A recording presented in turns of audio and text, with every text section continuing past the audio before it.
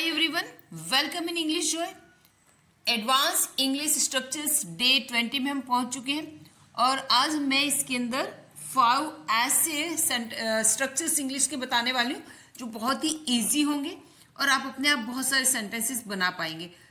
Sentence English में बोलने और बनाने के लिए हमें बहुत ज़्यादा कुछ नहीं करना होता, थोड़ी सी ट्रिक लगानी होती।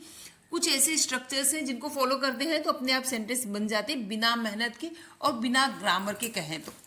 ठीक है, थोड़ा बहुत हमें टेंस बेस हमें थोड़ा आना चाहिए, थोड़ा सा आ रहा है, इट्स ओके, फिर कोई दिक्कत नहीं आती। चलिए आगे बढ़ते हैं हम लोग। अभी यहाँ पे पहला ये स्ट्रक्चर है for no reason. For no reason इसका मतलब बिना कारण के, बिना मतलब के, फालतू में, बेकार में।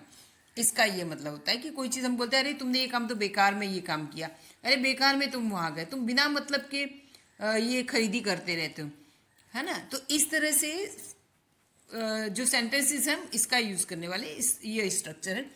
सिंपल हमें सेंटेंस लेना है, उसके बाद हमें ये लास्ट में लगा देना है।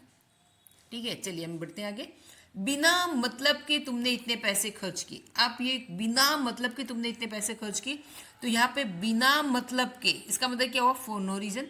ये हमने लास्ट में लगाना है। ठीक है, अब यहाँ पे तुमने इतने पैसे खर्च किए, तुमने पैसे, तो तुमने पैसे खर्च किए तो क्या आएगा, तुमने खर्च किए, ये हो गया पास्ट टेंस। तुमने के लिए आएगा यहाँ पर यू लगा देंगे, हाँ ही लगा हुआ तब भी। You spend so much money, so much money, इतने सारे पैसे, सो मच मनी यानी इतने सारे पैसे। यू स्पेंड, स्पेंड का पास्ट टेंस है, सेकेंड फॉर्म में V2 है, स्पेंड, स्पेंड का स्पेंड। तो you spend so much money for no reason, तुमने बेकार में इतने सारे पैसे खर्च किए, है ना। यहाँ पे ही लगा है तो ही से हमारा सेंटेंस बनाना है, तो he spend so much money for no reason, उसने इतने सारे पैसे बेकार में खर्च किए, बिना मतलब के, फालतू में उसने खर्च किए। आई होप आपको ये सेंटेंस समझ में आ गया होगा। अगर आ गया तो लाइक कर दीजिए, सब्सक्राइब कर दीजिए।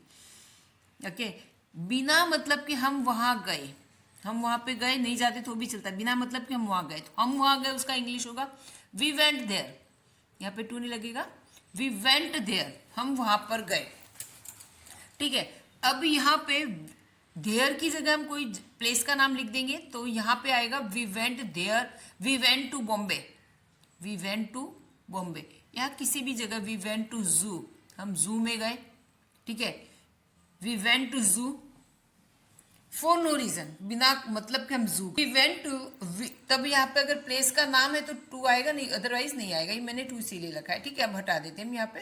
ठीक है, we went there for no reason, हम बिना कारण के वहां पर गए। ठीक है, चलिए फिर लता के बिना लता ने बिना मतलब के कपड़े खरीदे। लता ने बिना मतलब के कपड़े खरीदे, बिना मतलब का यहाँ पे सेंस है कि बेकार में कपड़े खरीदे। ठीक है, तो लता बॉट क्लोथ्स, लता ने कपड़े खरीदे, Lata bought clothes for no reason, बिना मतलब कि उसने कपड़े खरीदे। ठीक है, अच्छा यहाँ है तुमने बिना मतलब के मुझे थप्पड़ मारा। अब थप्पड़ मारने का इंग्लिश क्या है, स्लेप होता है, SLAP स्लेप। और लास्ट में इसमें वी सेकेंड फॉर्म करना है तो डबल P, लास्ट वाला डबल करना है P और फिर ED लगाना है, स्लैप्ड। ठीक है, तो इसका आपको ये वाला है, इसका आंसर आपको कमेंट में करना है। तो आपको ये समझ में आ गया होगा, बहुत ही इजी स्ट्रक्चर है। चलिए हम दूसरे स्ट्रक्चर की ओर बढ़ते हैं।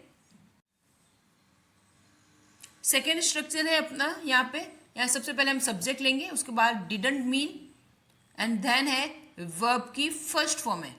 वर्ब की फर्स्ट फॉर्म, वर्ब की फर्स्ट फॉर्म किसे कहते हैं, जो टू वाला रूप होता है, जिसमें to play, to go, to eat, to come, to go, इस तरह से। ठीक है, चलिए अब यहाँ पे हम देख लेते हैं। यहाँ पे वर्ब की फर्स्ट फॉर्म है, ध्यान रखना क्या है यहाँ पे, वर्ब की फर्स्ट फॉर्म। ओके ओके, आगे बढ़ते हैं। सब्जेक्ट, अब यहाँ पे डिडंट मीन का मतलब मेरा मतलब नहीं था।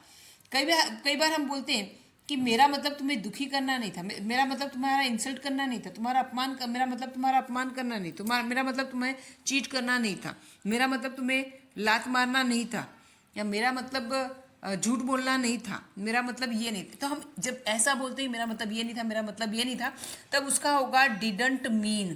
क्या आएगा, डिडंट मीन। और यहाँ पे आएगा सब्जेक्ट, यहाँ पे है डिडंट मीन, और यहाँ पे वर्ब की फर्स्ट फॉर्म लेनी है।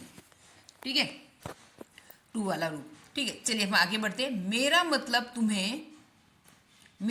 तुम्हें दुख पहुंचाना नहीं था।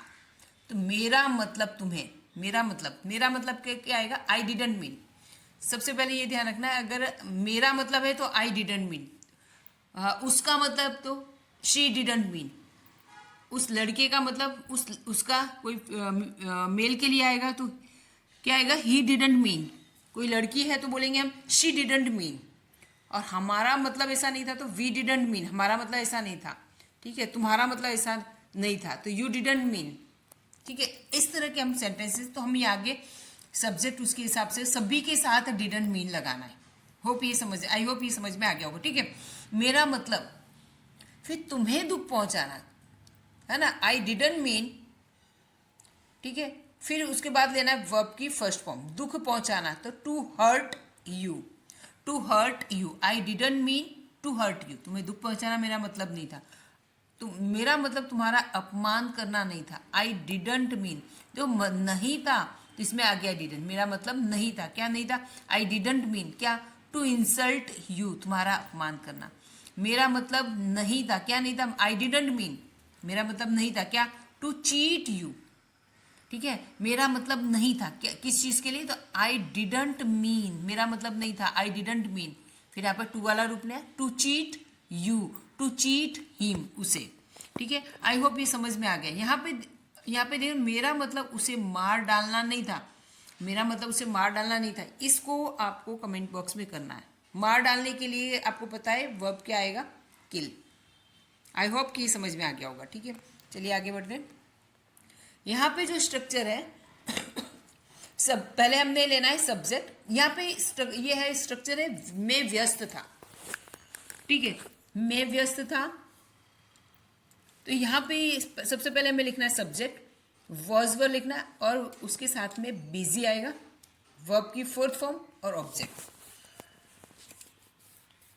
खाना बनाने में मैं व्यस्त थी, मैं व्यस्त थी, खाना बनाने में मैं बिजी थी या मैं व्यस्त थी, एक ही बात है।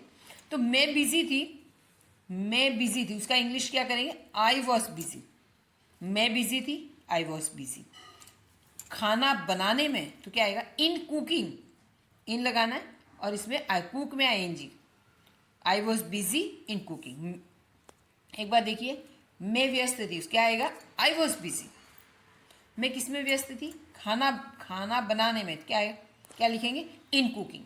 आई वॉज बिजी इन कुकिंग, मैं खाना बनाने में बिजी थी, मैं कपड़े धोने में बिजी थी, मैं टीवी देखने में बिजी थी, मैं पढ़ाई करने में बिजी थी, ठीक है, मैं कहानी सुनाने में व्यस्त थी। इस तरह से कहानी सुनाने को टेलिंग स्टोरीज, तो इस तरह से हम बोलते हैं अपनी डेली लाइफ में। इसी तरह के सेंटेंसेस हम देख रहे हैं। चलिए आगे बढ़। अब यहाँ पे देखना है कि सामान पैक करने में मैं वह व्यस्त था, वह व्यस्त थी है तो क्या आएगा, she was busy, she was, वह व्यस्त थी तो शी वॉज बिजी, वह बिजी थी किसमें, सामान पैक करने, इन पैकिंग लगेज, सब में एक जैसा स्ट्रक्चर। वह व्यस्त थी, शी वॉज बिजी, किसमें बिजी थी, इन पैकिंग लगेज, लगेज पैक करने में। रमेश व्यस्त था तो क्या क्या लिखेंगे, रमेश वॉज बिजी, किसमें व्यस्त था, बातों में, तो इन टॉकिंग्स, बातों को इंग्लिश में कहते हैं टॉकिंग्स, इन टॉकिंग्स। मेरी बहन व्यस्त थी, माई सिस्टर वॉज बिजी, किसमें बिजी थी, कपड़े खरीदने में बिजी थी, इन बाइंग क्लोथ्स। होमवर्क करने में राजू बिजी था, राजू वॉज बिजी होमवर्क करने में, in doing homework. I hope ये समझ में आ रहा होगा। नेक्स्ट,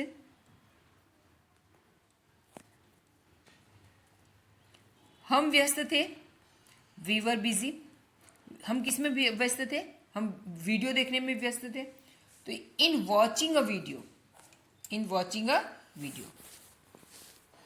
आई होप ये समझ में आ गया होगा। ये वाला आपको अपने आप कमेंट में करना है। पत्र लिखने में लड़का व्यस्त था, लड़का व्यस्त था यहाँ, और किसमें व्यस्त था, यहाँ पे आपको सेंटेंस कंप्लीट हो जाएगा, ठीक है। आपको ऐसा आपको ये कमेंट तो करना है, साथ में अपनी नोट बना के उसमें इससे ज़्यादा स्ट्रक्चर्स बनाकर और बोलने की प्रैक्टिस करनी है। अगर नहीं बोलने की प्रैक्टिस करेंगे तो नहीं हो पाएगा। आई होप कि आप समझ रहे होंगे। चलिए आगे बढ़ते हैं। अब दूसरा नेक्स्ट स्ट्रक्चर है अपना, जितना चाहो खरीद लो। जितना चाहो खरीद लो, तो मेन क्या है, खरीद लो। खरीद लो को क्या इंग्लिश, बाय। जितना चाहो, as much as you want, as much as you want.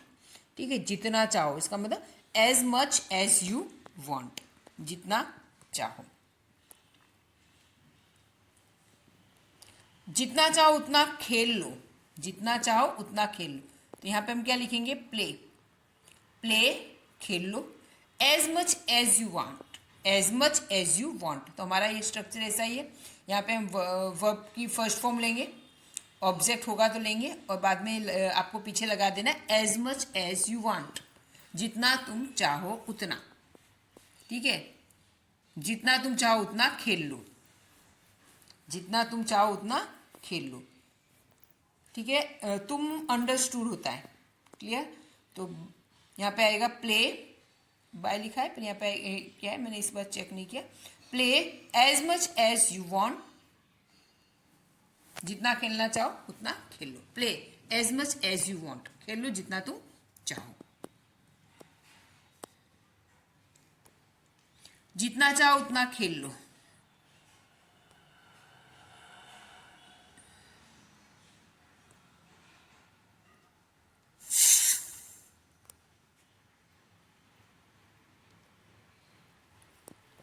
जितना चाहो उतना टीवी देख लो। तो watch TV as much as you want, जितना तुम चाहते हो उतना देख लो। ठीक है, play as much as you want. अब जितना चाहो उतना खेल लो, तो प्ले खेलो, खेलो पर कितना खेलना है, as much as you want, जितना तुम चाहो उतना खेल लो। ठीक है, अब यहाँ पे जितना चाहो उतना आइसक्रीम खा लो, जितना चाहो उतना आइसक्रीम खा लो। ठीक ठीक है, तो क्या सबसे स्टार्ट किससे करेंगे, वर्ब की फर्स्ट फॉर्म से। क्या है, आइसक्रीम खा लो, यहाँ पे लिखेंगे, और जितना चाहो तुम उतना, उसको as much as you want. I hope कि ये समझ में आ गया होगा। अब नेक्स्ट है, मैं तुमसे फेडअप हो गई हूँ। ठीक है, यहाँ पे पहले सब्जेक्ट आएगा, सब्जेक्ट लिखने के बाद उसके सब्जेक्ट के according am is are, am is are के साथ फेडअप विथ, और यहाँ पे है ऑब्जेक्ट, तंग आ जाना, तंग आ जाना।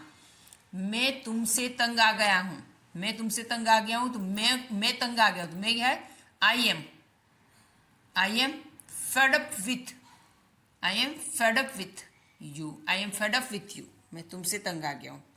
ठीक है, नेक्स्ट, लता अपनी बहन से तंग आ गई है, लता अपनी बहन से तंग आ गई है, तो लता आ गई, Lata is fed up with her sister, Lata is fed up with her sister.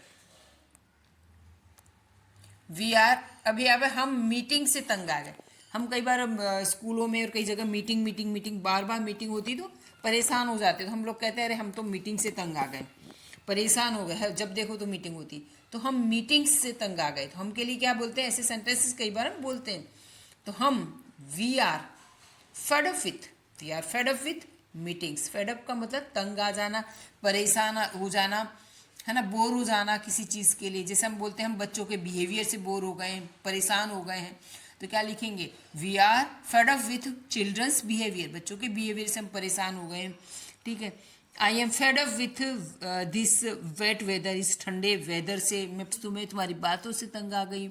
I am fed up with this office, मैं इस ऑफिस से तंग आ गई हूँ। तो ऐसे हम सेंटेंसेस डेली रूटीन में बोलते हैं। चलिए अब ये वाला है, मैं इस जॉब से तंग आ गया हूँ, इसको आपको करना है। ठीक है, तंग आ गया हूँ तो है फेड अप विथ, तंग आ गए हुए फेड अप विथ, और मैं तो आई एम फेड अप विथ, और जॉब से तो फिर जॉब को जॉब लिखना। मैंने इसमें भी हिंट कर दिया। आई होप आपको ये अच्छे से समझ में आ गया। अगर आपको मेरे वीडियो अच्छे लगते हैं तो प्लीज़ शेयर सब्सक्राइब ज़रूर कीजिए, अपने फ्रेंड सर्कल में शेयर कीजिए, और कमेंट ज़रूर करना। ठीक है, वीडियो